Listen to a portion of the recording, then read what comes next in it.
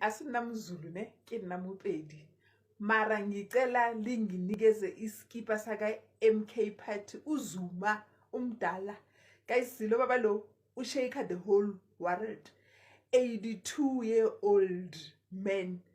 ushake isizwe sonke guys ngicela litshela uZuma anginikeze iskipa sakhe ngifuna ukumuvotela lo baba guys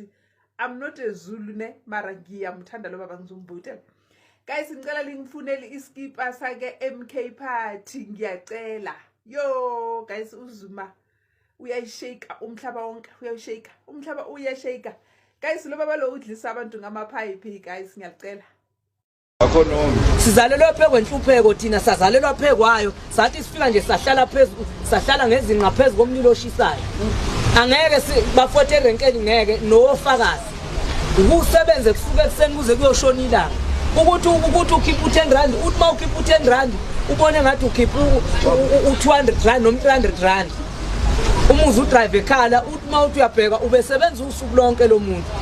hayi ukuthi ngoba engafuni nemali ayikho ayenzeki imali ubaba omdala uphenduka ingane erenkeni ephenduka ingane nomuzi ngoba uNkulunkulu wasipha izinto asangefani udriver ngisho ngathiwa engaba mdala kanjani uhulumeni kaNC akamazi nokuthi uyisipuni sokudla bani angeke kuze kwenzeke bafowethu ni recognize nangelodwa ilanga mina ngizonitshela khona sekuyisikhathi manje ukuthi singo driver sisukumele thina ngoba belungu bethu abanye badla lapha kuSantago badla lapha noSantago bazolokhu bebuya kini bethi hayi izolunga lento kanti sebemfaka imali emasendeni angeke bafowethu kuze kulunga uNC ke umgomo wenza ngawo loyo